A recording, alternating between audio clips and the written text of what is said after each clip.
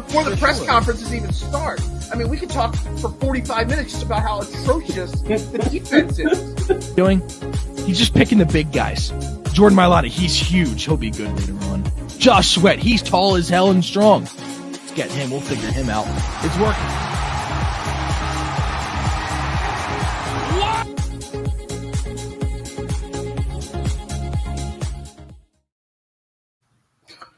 What's up, everybody? Welcome to Trending in the AM. We're live on Facebook, YouTube, Twitch, kind of on Twitter. Trying to figure out why it says an error occurred on Twitter and we're not live right now. Who knows?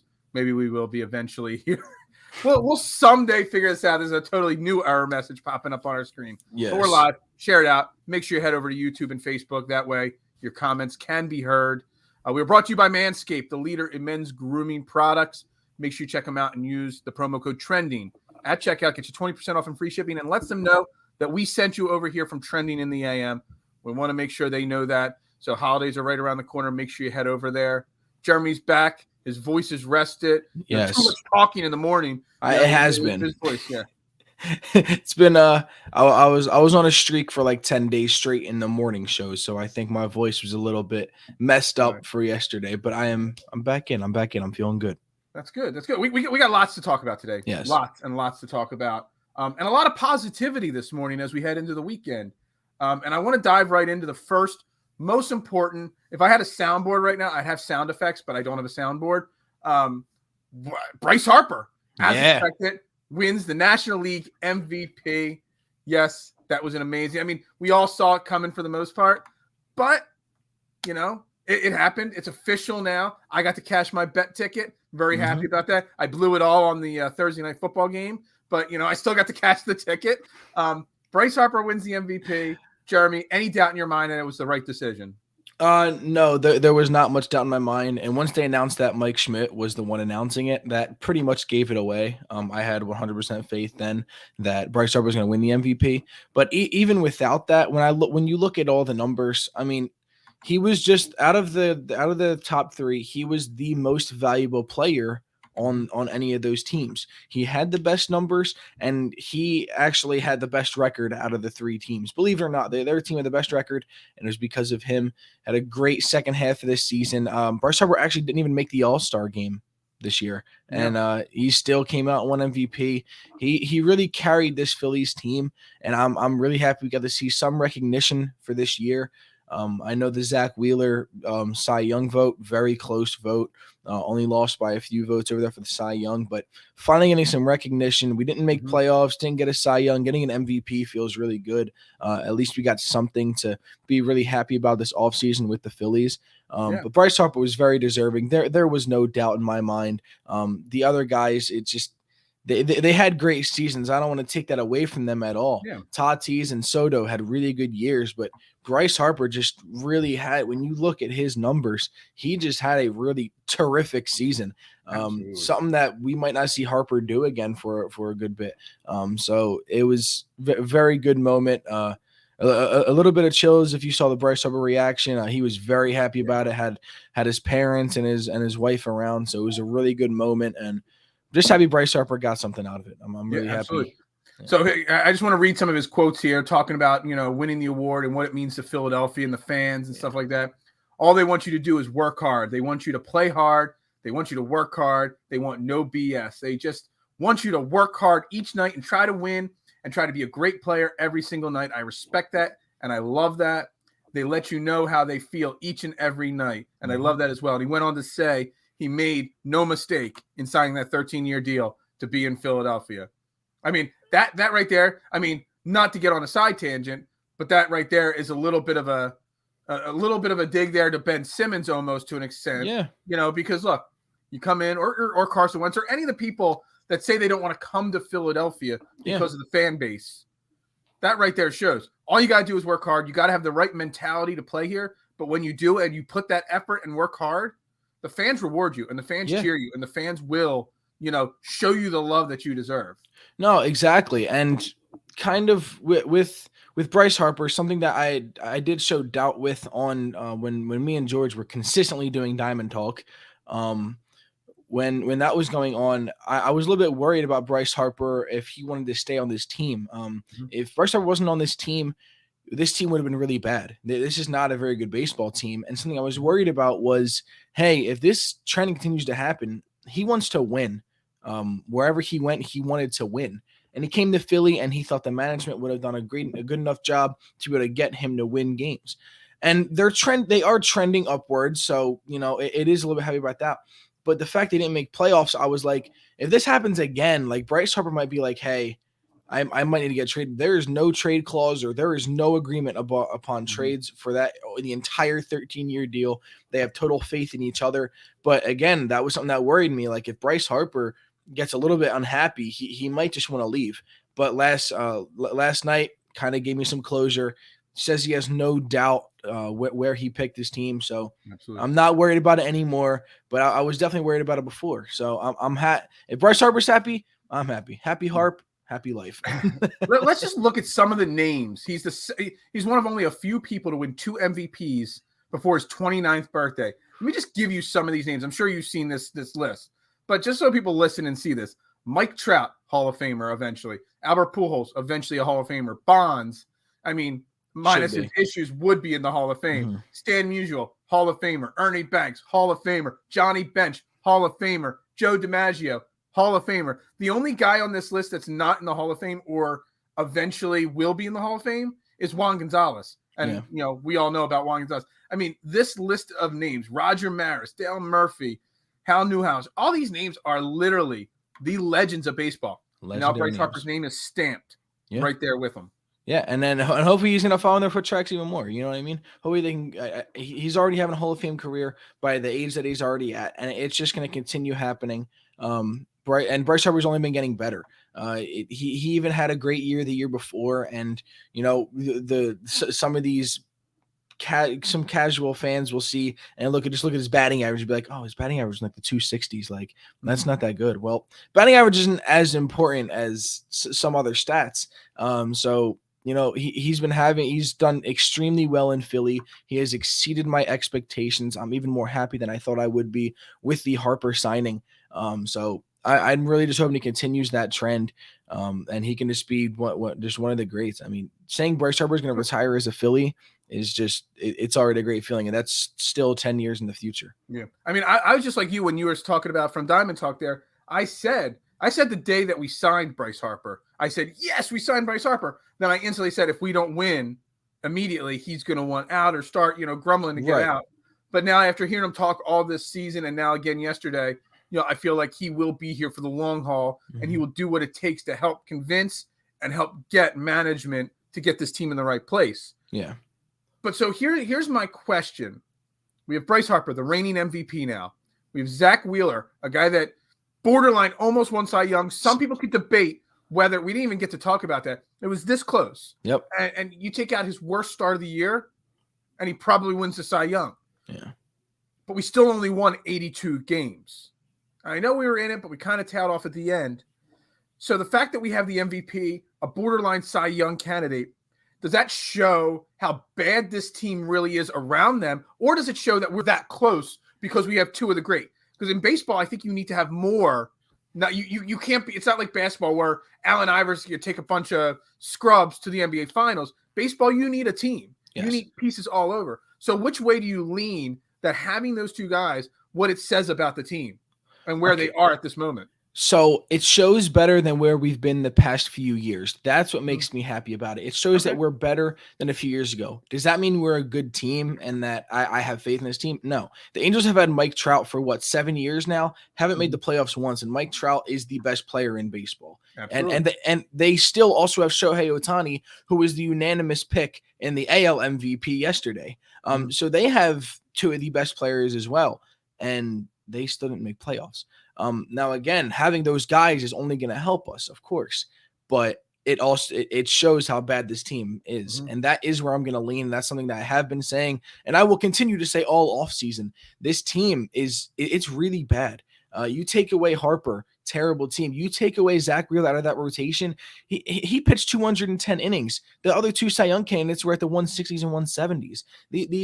He was out there. He was an innings eater. He was a monster for us. If he wasn't in, a lot of the times we're losing a lot more games then too.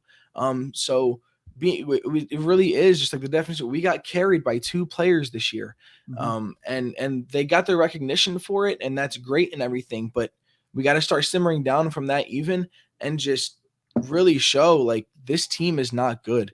And Harper knows that, and Harper is someone that is very. He gets it to be in a lot of decision making. He was very big in the JT Realmuto signing. Absolutely. And just everything like that. He's going to try to get all his friends to an extent here. He's going to try to get the Chris Bryants of the world. Yes. He's going to try to get, Bryson Stott, the young kid, to be not to be part of a trade package and to be on the opening day roster next year. And you know what? Superstars, the Bryce Harpers, the Joel Embiids, those guys earn the right.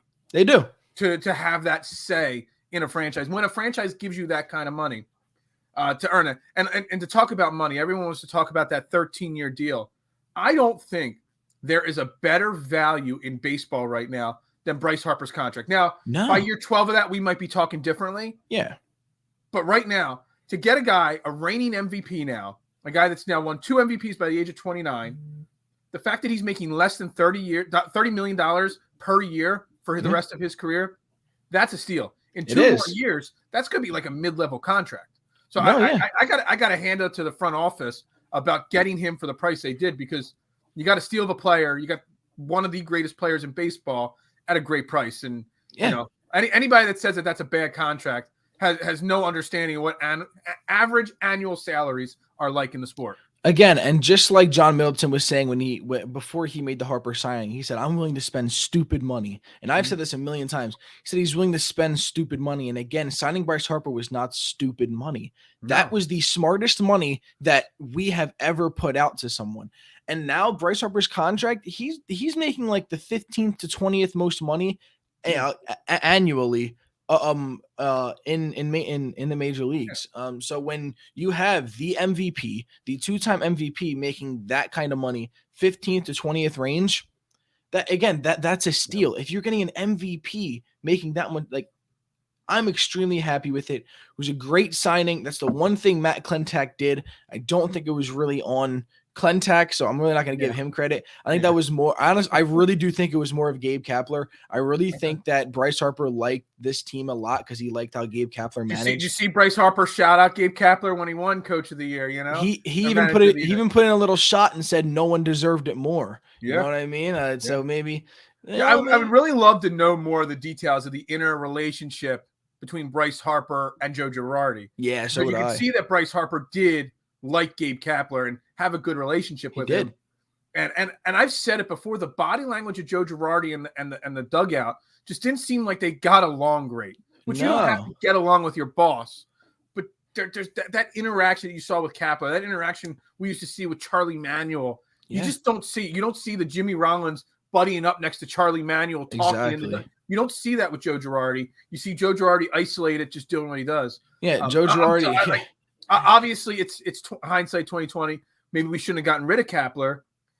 But Joe Girardi, I was super excited to get. Yeah. But let's be honest. Maybe we jumped the gun and overreacted to Joe Girardi because he won a World Series with the 09 Yankees, who anybody could have. Exactly. So maybe we made a bad decision there.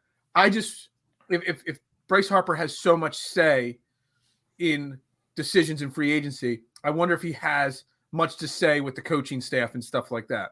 All right, and something to look forward to for this season. Joe Girardi's on his contract year, and we haven't extended him. And something that in baseball they do a lot is they will extend a coach and still fire him the year of. It kind of just gives them backup, like, hey, there's a possibility you could still be here next year. We're giving you an extension. But a lot of times they extend them and just fire them. The Phillies haven't even done that, and usually they do that by now. So very rarely do you have a coach in any sport. Yeah, in any sport as a lame duck coach. Yeah, you either fire him before that last year or you extend him. It's very rare. Yes. So that tells me that the Phillies are not sold on Joe Girardi. And if they're rebooting this team, they're not rebooting it, but they're going to bring in a whole bunch of new names and faces that they're not sold that Joe Girardi's the guy to take them forward. You might see a mid-season firing or an early season firing if they get off to a slow start next year. And again, I really wouldn't be shocked about that. They brought in Joe Girardi to win, and he hasn't. The only thing he's done is, if you really want to give it to him, our team hit over 500 for the first time in 10 years by one game. Yeah, by one game. Gabe Kapler got us to 80 wins with a 2-game difference. Again, so he hasn't changed much. He was brought in to win baseball games. And now the guy he replaced won Manager of the Year over on a different team, who in the beginning of the season, I had the Giants probably last in that division. I don't think anyone had them winning 107 games or anything like that. I didn't have them having a good year at all. And look what they did. So now Joe Girardi, you look at him and it's like, dude, you got 82 wins. Like, you were in a division that we thought you could actually win this. I was on the bandwagon for him, for the Phillies actually winning this division. I wouldn't have been shocked. I still didn't think the Braves were going to be as good as they were. I mean, they still only got 88 wins. We didn't have a 90-win team in this division, and the Phillies had a chance to actually do that. They were just blowing games against these really bad teams. And that shows with Joe Girardi. You can have a couple wins against these higher tier teams, but if you're a good team and you're a good coach, you're supposed to beat up on these bad teams. And that's something that the Phillies didn't do, and something that Joe Girardi didn't have good management. I guess when we face bad teams, he put in different lineups, put in bad lineups. Like, let's give these guys rest. Well, that's the games we really need to go out there and win. Have these good guys in there for about half the game, take the lead, then take them out. It doesn't matter. Bryce Harper played the last 3 months straight, didn't take a day off. I mean, absolute stud. Something else with Bryce Harper as well. I wonder what his stats would have looked like if he didn't get a 97-mile-an-hour fastball to his face. True, you know what I mean? very good. Numbers would have been even he better. Came back from that. He struggled for a few games after. He did. He missed a little time, then he struggled for his few games back. Let me tell you something. I've taken a fastball to the face before. I broke my face in 4 spots, and I almost lost my right eye from it. And let me tell you something. That was back in just after college when I took that baseball to the face, and literally 10 years later, I was playing in a slow pitch adult softball league. And I was still like, when I would hit a ball, whether it was a ground ball and I was trying to beat out a single, or when I would hit it to the outfield, trying to like slide into second for a double, dude, I was still scared 10 years later about another. Like, I was literally running with my hand over my face because, I mean, he's a professional and he's been doing it forever. But once you get hit in the face, that thought is in the back of your mind forever again, because it is not a fun experience at all. Yeah. And I guarantee he thinks about that almost every pitch. I mean, he still has to go and see 100-mile-an-hour fastballs coming at him still. And right after he did that, he still came out and won the National League MVP. Yeah. So I don't have a sound effects or anything like that. We'll wrap it up. I'm super cheesy. I put a comment on YouTube, and it's just balloons. Balloons to celebrate Bryce Harper. Yeah. Cashing my MVP ticket. Love it. There you go. Like I said, blown all on last night's terrible Patriots game. If we have time, we'll touch on that later. Terrible. So again, congrats to Bryce Harper. Congrats to the Phillies. It's a great accomplishment to have an MVP on your team. So really happy about that. Yes. All right, let's transition.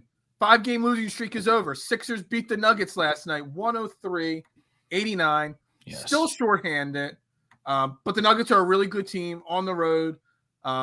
Big win for the Sixers last night, correct? Oh yeah, definitely. This is something that me and Scotty talked about a lot earlier this week. Is we really needed to get one of these wins. We needed to get a win over these top tier guys, and the Nuggets are right there now. I don't know. I heard before I wasn't able to watch the game, so I'm not totally sure. Was Jamal Murray out?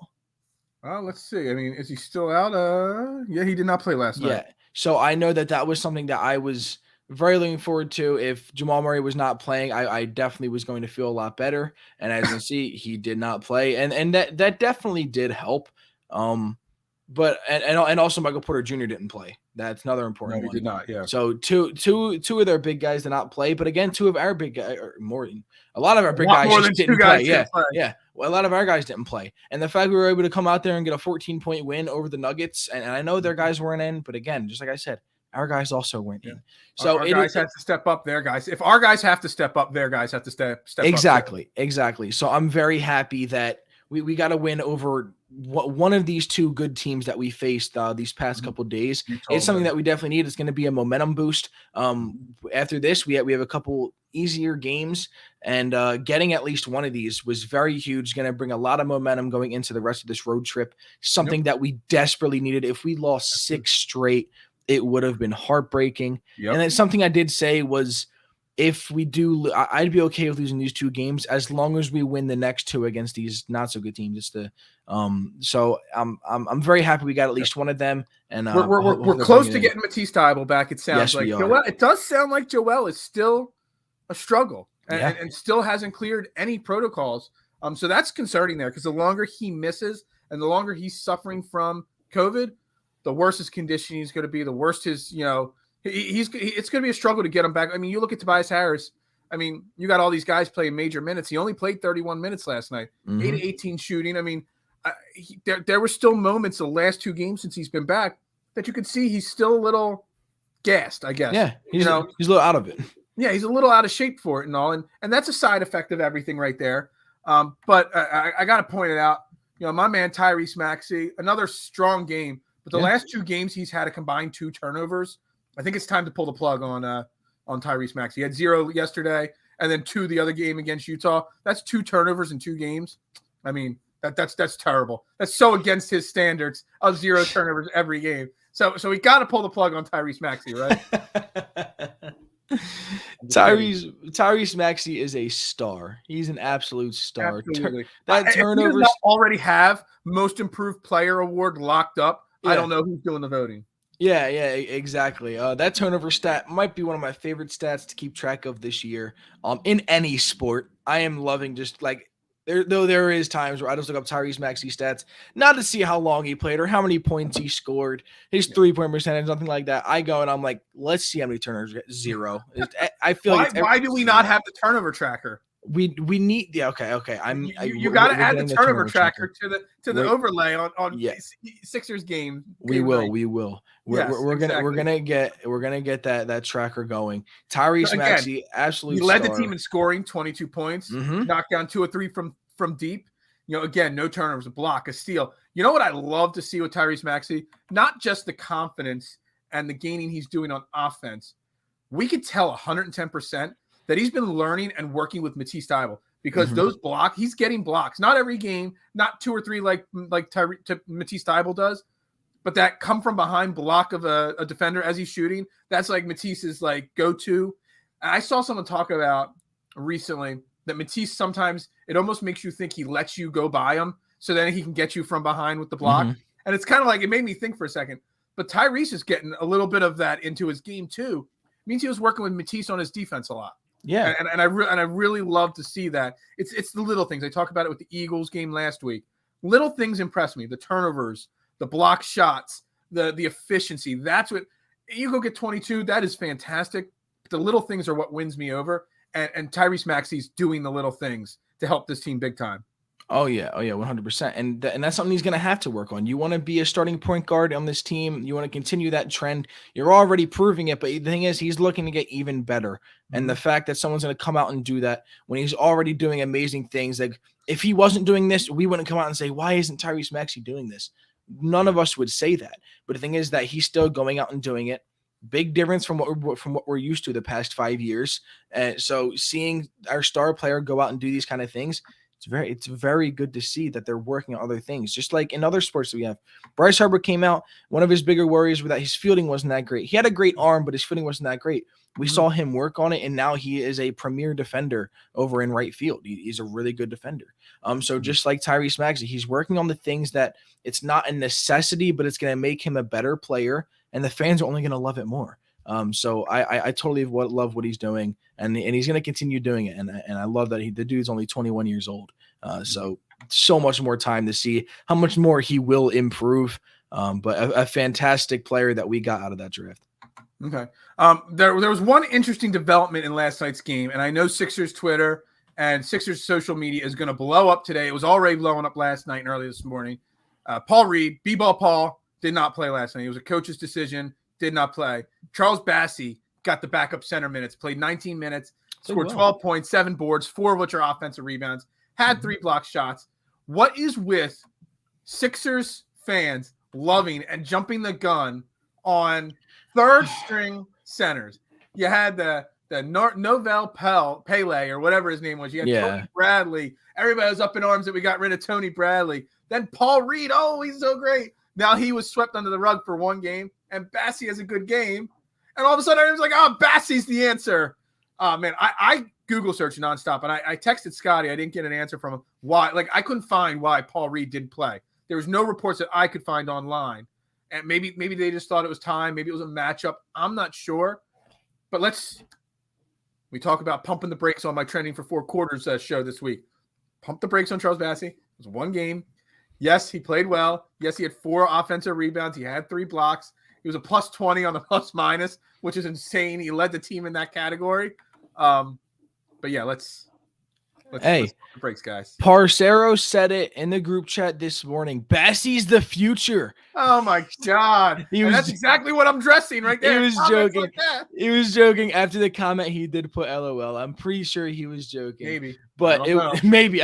Parcero is a different breed. I love it. He's a different breed out here. You know what? Maybe he sees something that we don't. Maybe we're wrong on this. Yeah, maybe. I mean, I wasn't wrong on Pele. I don't even think he's in the league anymore. I have no idea. You know, Tony Bradley's still a backup 3rd string center somewhere. Somewhere. Yeah. I mean, come on now. People overreact and all. It was great to see. And we've been calling for Bassey and Springer to get some minutes. Exactly. It was great to see. I just didn't think they were going to come at the expense of Paul Reed. And look, Paul Reed, in my opinion, is overhyped also. Yeah, he's in the same category. He's in the same category. He's a 3rd string center for a reason. You know, he's your 12th and 14th guy for a reason. He's great to fill in these moments when Joel is not playing. Right. But he's not he's not somebody that's going to start in the NBA. He's not someone that's going to get regular rotational minutes on a playoff team in the playoffs. It is what it is. But it was nice to see from Bassey. I just want everybody to slow down a little bit. Slow your roll a little bit. I mean, you could be a little bit excited. See, I was excited to see him. Like, I'm happy he got the minutes. But again, I'm not going to be the one that's going to be like, Bassey all the way. He's about to be the best backup of all time. And right now. Yeah, right. Like, we don't need Andre Drummond. Get rid of Drummond. We'll have Bassey as the backup. No. He's not even Drummond. Again, calm it down. Calm it down just a little bit. Actually, I was kind of disappointed. I watched most of the 3rd quarter and half of the 4th quarter before I passed out last night. You know, Drummond, I mean, again, a couple nights in a row now. You're starting to see some fatigue in him. He's tired. He's definitely tired. Only 4 points, 6 rebounds. No offensive rebounds again. No. The other day, he only had 1.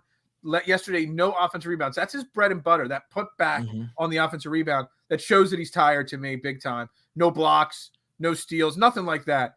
So you definitely – and he had some foul trouble. So that maybe also played into a factor last night. But, you know, that's – you need to get Joel Embiid back soon because Andre Drummond is going to need a night or 2 off soon here, isn't he? No, yeah, definitely. He even just like looks strained. And we have 2 easier games coming up. I'm pretty sure we have the Trailblazers tomorrow night. And I think that could be a game if we don't get any more updates on Joel Embiid, like, hey, he's coming back in a few games or anything like that. I think even giving Drummond the night off or just giving him like 10 minutes. Start Bassey. I did. Just put in them guys, play a little bit of small ball, just for a game, just to give Drummond some more time off. I really think Drummond needs it. These big guys, they need these days. Georgie Niang's going to need a night off soon too. Furkan is too. 35 minutes for Niang last night. 35. He started, and if you look at Drummond's minutes and Bassey's minutes, it was really close. Jang was out there playing the center a little bit on last night, playing small ball. You can't have Jang playing 35 minutes. No. Still playing great. You know, he's had a couple off shooting nights here and there, but last night, again, 35 minutes, 3 of 6 from deep, 5 rebounds, 3 assists, a block. I mean, the guy's still hanging in there. He is. But you can't be playing him for 35 minutes a game. And you brought up Furkan. They dropped him down to 22 minutes last night. Yeah. You know, that's good. That's where he needs to be. Exactly. And all of a sudden, he was a plus 10. You know, you didn't play him 35, 45 minutes, and all of a sudden, he's more efficient. So it's a really smart thing to do that. I actually liked the lineup starting Niang over Milton last night, but again, you can't be playing him 35 minutes, and that's why we need Matisse back. That's why we need Joel Embiid back. It's why we need Danny Green back. All these guys, everyone your name, we need them all back, and absolutely. It's got to come. And hope I'm praying that MB is going to come back soon. Definitely have been missing this guy. I didn't realize it. Definitely missing this guy having a 5-game lose streak, and of course, finally getting that win last night. And we need to continue this trend, and we need to be trending. I can't even find it on the screen. We need to be trending up. Yeah, it's right above your head. I should have just said that. We need to be trending more. This big, massive head, you know.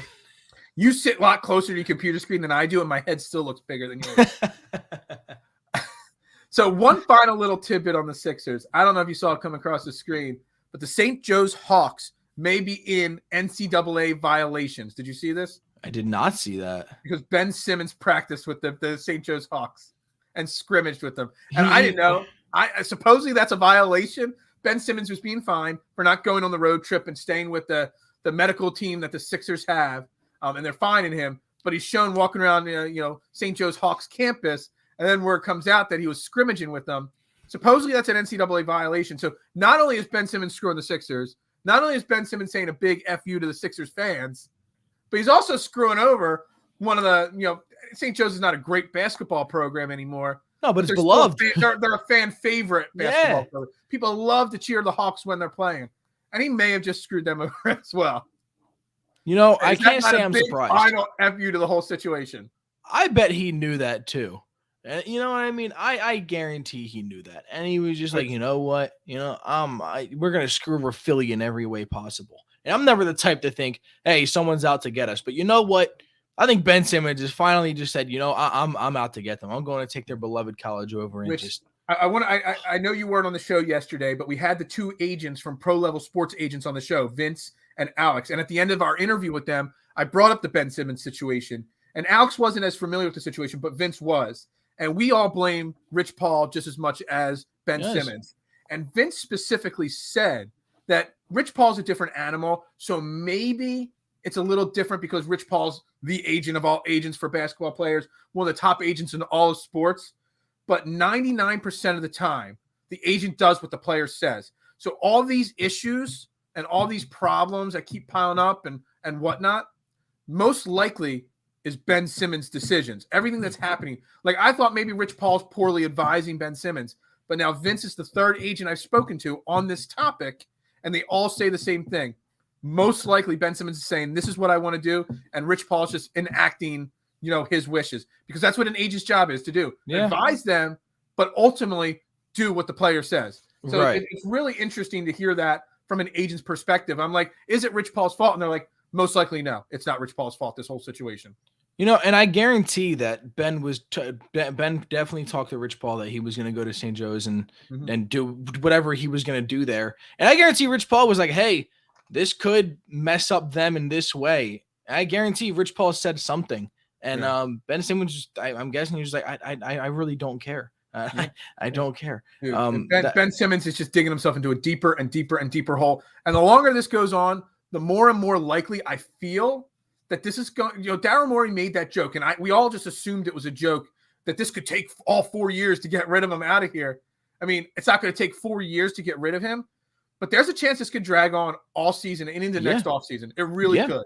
I would not be shocked at all. I really wouldn't. That's insane to think that a player making his kind of money or on his kind of a contract just signed is going to sit out an entire season. It's one thing if you're sitting out for a bigger deal, in football, but to sit out an entire season after you just signed a max deal, it's insane. I've never heard of anything like this in sports before. See, just like how Bryce Harper said he loves the Philly fans and he loved just how Philly is, this is now the second player in the past couple of years that has done this same kind of thing. They signed a deal a year before, and look what happens. They're requesting to get out of here. They want to get out of here no matter what, under any circumstance.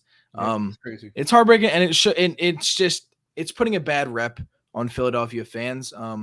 When they say you kind of have to be built to play in Philly, that's not really like a joke. Like when they say it on the radio and stuff, like, you actually do need to be a little bit. Now, I'm not saying you have to be like, oh, Philly, you don't have to come out like Nick Sirianni and wear all these Phillies hoodies and all of his crazy shirt idea. Oh my God, it's the worst. You don't have to come out and do all of that. But you definitely have to be ready for it. It's different. And,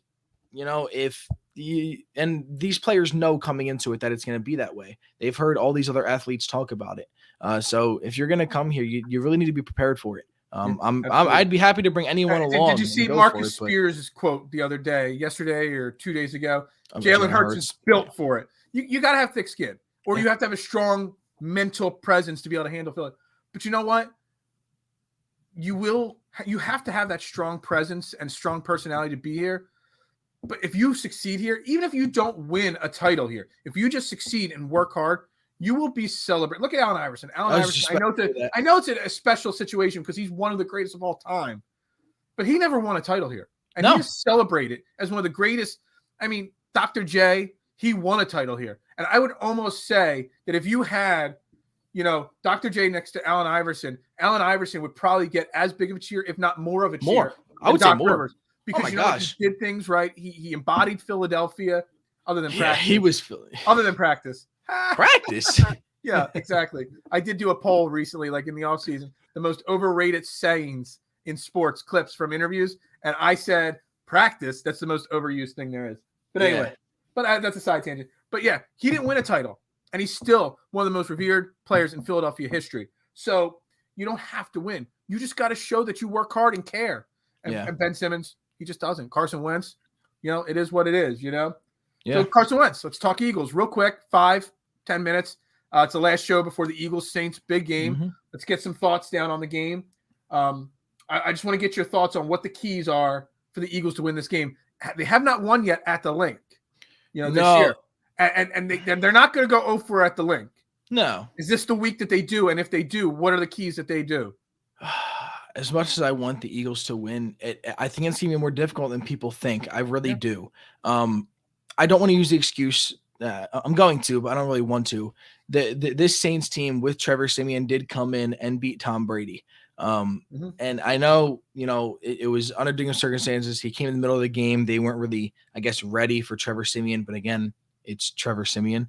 And they came out and won that game. Everybody should be ready for Trevor Siemian. Yeah.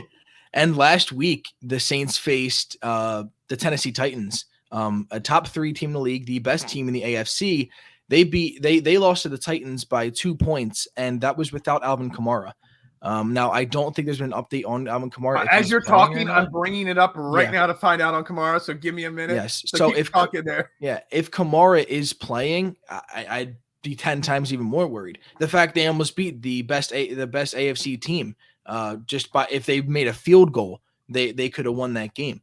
And now they're going to come into our place, and we're going to expect just like dominance, like the Eagles should win this game.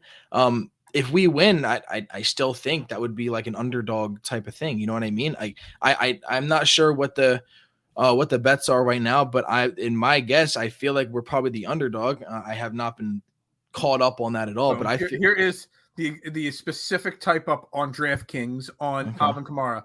The Saints held Kamara out of Week 10 practice on Thursday. He was so he's held out of practice on Thursday. He did practice limited on Wednesday. Then there's no word out of New Orleans camp whether it was a downgrade because of a setback or just rest because he did practice on Wednesday. So they're literally saying it is still 110% up in the air. Unfortunately, my research there gave us literally zero, information on what's happening there. No, it did though. So that way now the rest of the show, I'm not saying Kamara is playing, even though the report's been out that he's not. You know what I mean? Yeah. So it did help. But if Kamara is playing, it's going to be extremely difficult. And, most people are going to be worried more about our defense has to hold up. I'm more worried about our offense. If our offense plays well, I do think we will win this game. It's all in the offense. If the offense plays well, our defense will also play better. Because now we're playing against the pass. Trevor Siemian cannot throw the ball downfield, just like how we won the Broncos game. The reason why we won the Broncos game is because the offense played well. We were able to have a big lead, and we forced Teddy Bridgewater to do more than just those dump-off routes. That's why we won the game last Sunday. The way we're going to win this Sunday is if we force Trevor Siemian to throw the ball deep more. That's how we're going to win this game. We want not giving the ball to Alvin Kamara. The thing is, if it doesn't go that way, if our offense struggles against this good Saints defense, they have a good defense. I remember, people have even said like sneaky good. This is a good defense. So if we can come out, get our run game going, and just do our thing that we've been doing on offense these past couple of weeks, that's how we're gonna win. But again, if we don't have that offense going, I don't see any chance. I don't think our defense is going to carry us. If Trevor Siemian he reminds me of Teddy Bridgewater. If he comes out, gets his little dump off routes, dumps it off to Alvin Kamara over and over, I don't see a shot in hell we're winning this game. If they can consistently do that all day, we're not going to win this game. So I agree. One of the main, not the knock on this Eagles defense, but one of the knocks, because the Eagles defense gets a lot of knocks on it, is that we don't get home. We don't sack the quarterback a lot, right? But they did get pressure on Teddy Bridgewater. They did. Okay, they did force him into quick decisions or rush throws, or they had hands. I think we talked about it last week. Get your hands up. We never see bad at balls. Yeah. They had pressure in Teddy Bridgewater's face. And that you need to do the same thing to Trevor Siemian. Even if you're not getting home, you got to be pushing that line of scrimmage back into his face. So that's one of the keys to me.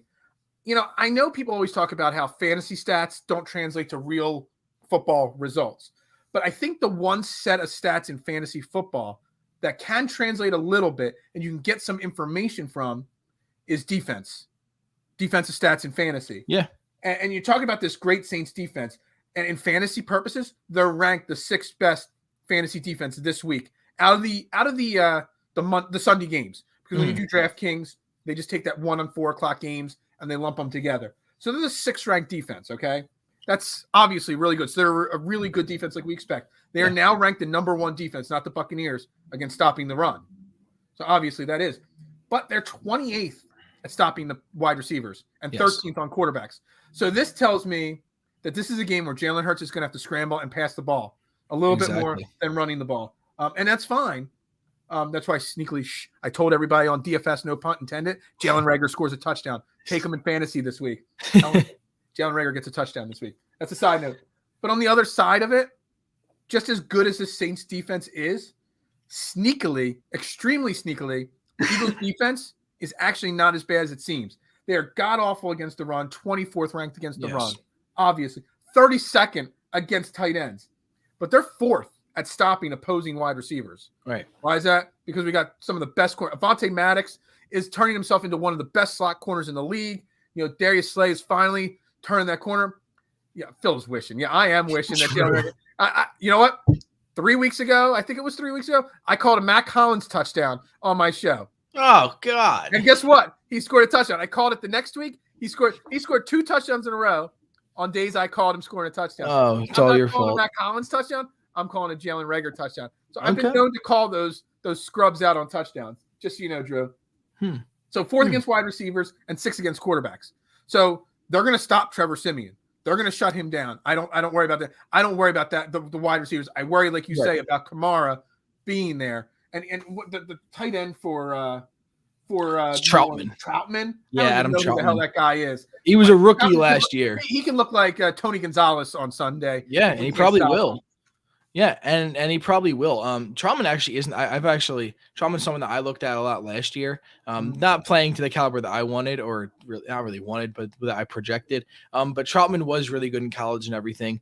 But again, when he's going up against these guys, like TJ Edwards going to be covering him, or Davion Taylor.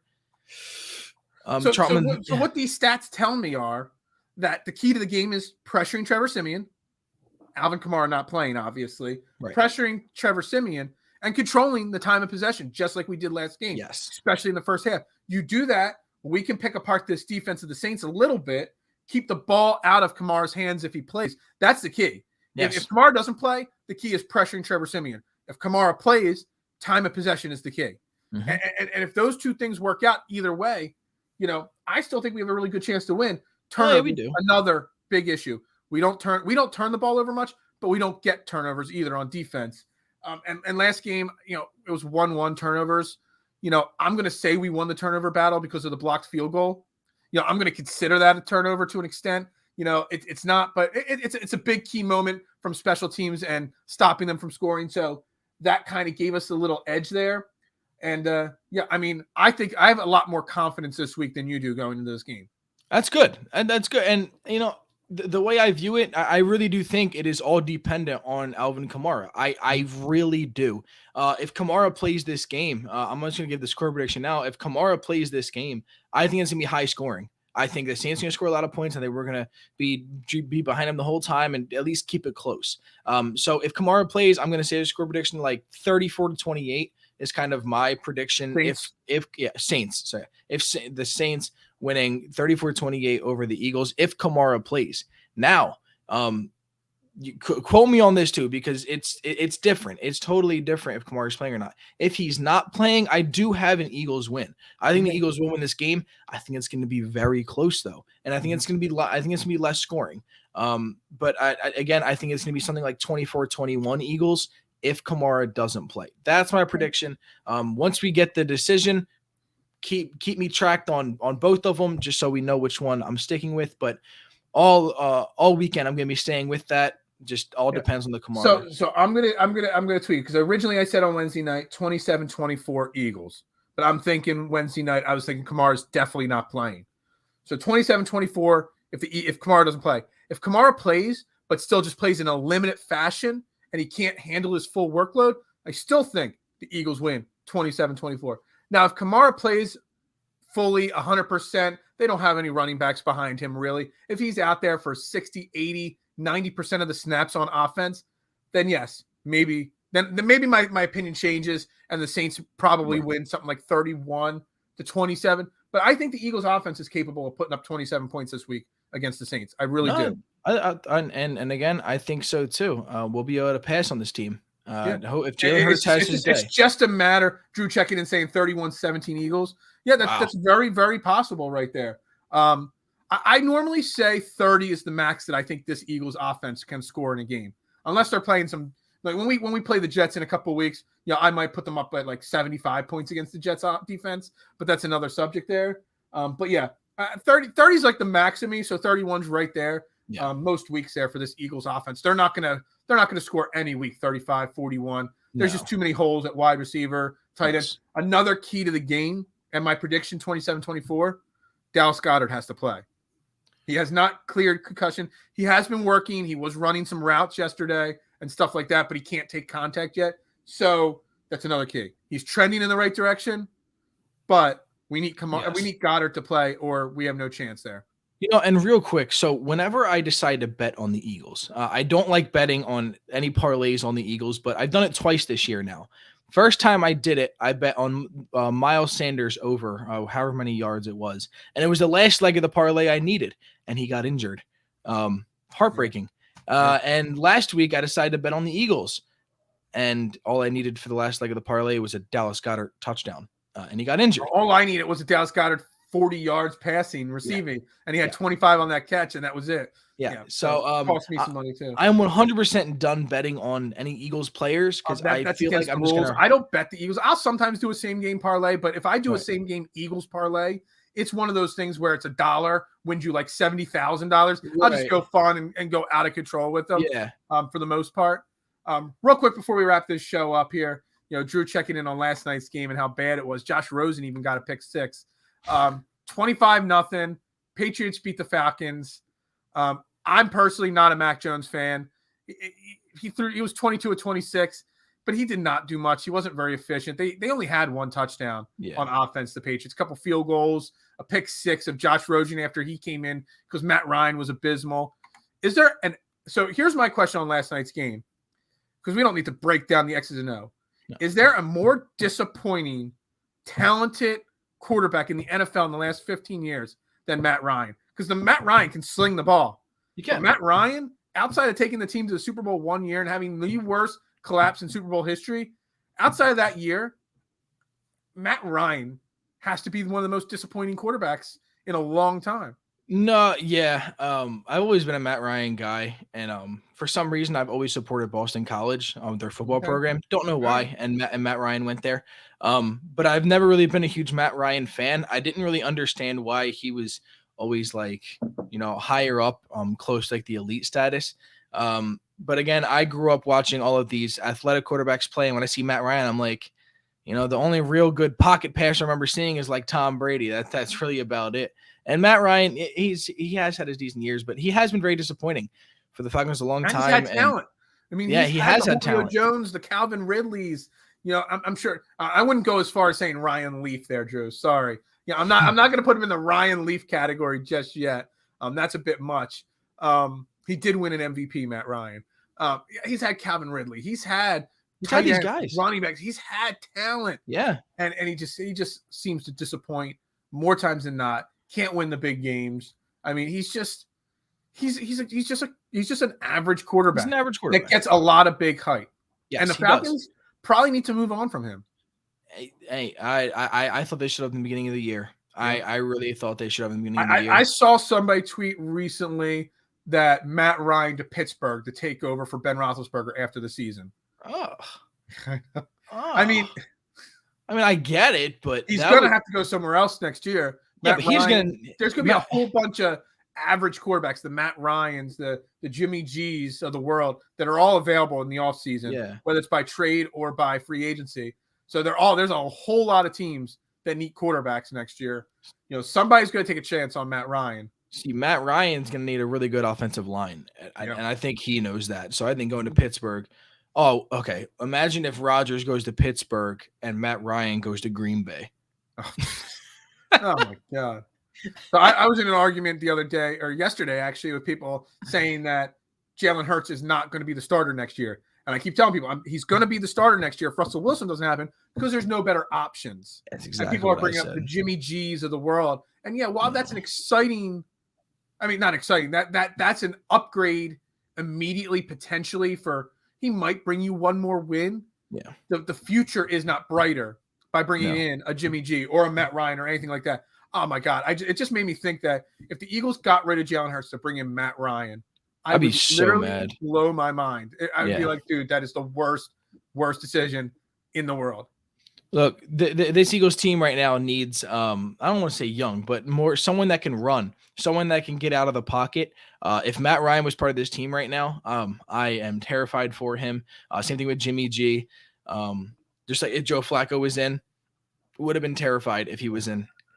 Jalen Hurts can get out of the pocket and get out of these pressures. Great funny comments in the comment section. Make sure you're watching these shows on YouTube. It's where the comments come in. It's where you got to be. Make sure you head over to our YouTube page and click subscribe. Get Drew and Jason when he's in there and some other guys that are always in the comment section. It's a blast. I love it. Matt Ryan sucks. That's plain and simple. Yeah, he sucks. That was the only takeaway from look at Kyle Pitts, a 4th overall selection in the draft. And conceivably, people saying one of the greatest tight end prospects of all time. What has he done this year? Yeah, he's only had a couple good games. I haven't been fantasy anything. He's had a couple good games. Fantasy, he hasn't had any major games. He hasn't had that 10 catch, 200-yard, 2 touchdown game that people were projecting he would have. Yeah. No, I think the highest points I remember him seeing was like 30 points. He had like a 100-yard game, and that was when they were in London and they faced like Jacksonville or something like that. I forget what it was. I just remember I woke up in the morning and the game was already almost over. I'm like, I woke up with 30 points from Kyle Pitts. Like, that's a good feeling. That's good. Hey, you woke up with a lot of points from New England's defense last night. Oh, I didn't even check that yet. Oh, look at that. 20-some points on New England's defense. That's fantastic. It's always great when you get that pick 6 at the end of the game. Basically sealed that deal for you. There we go. All right, everybody. This is Trending in the AM right here on DSM Media. We're live every morning, Monday through Friday, 8:30 a.m. This is the end of week 3. It is. 3 weeks in. Next week, me and Jeremy are going to have to talk off the air. We might change things up a little bit. I don't know. Monday, Tuesday, Wednesday. We got Thanksgiving next week. We got Black Friday. We'll see what the schedule late next week is, but we'll see. We'll wing it next week. We'll be updated on Twitter. Of course, on Twitter, at Bearded Knowledge, at jhorwath11, at DSM_media. As always, we are brought to you by Manscaped, the leader in men's grooming products. Check them out. Get the goods. Take care of yourself. Take care of someone in your life. Use promo code TRENDING at checkout. The name of the show, Trending, TRENDING. That lets them know that we sent you, and it also gets you 20% off and free shipping. Lawnmower 4.0 cleans up this kind of stuff and other stuff. But check them out. It's great. Excellent. Jeremy, great show today. A lot of fun. Great show. Positive. Harper, MVP, Sixers break their losing streak. The Eagles will win and get that streak at the link over with. Yes. Positivity going into the weekend. Next week's Thanksgiving. We can give thanks every day next week on the show for all the great things. Dude, I'm excited. It's a positive time right now. A very positive time, and DSM is only going higher up, baby. Yeah. That's the thing I'm most thankful for. Yes. And we'll talk about that next week. Of course. I'm thankful for DSM. That's all I can say. Of course. I'm with you there.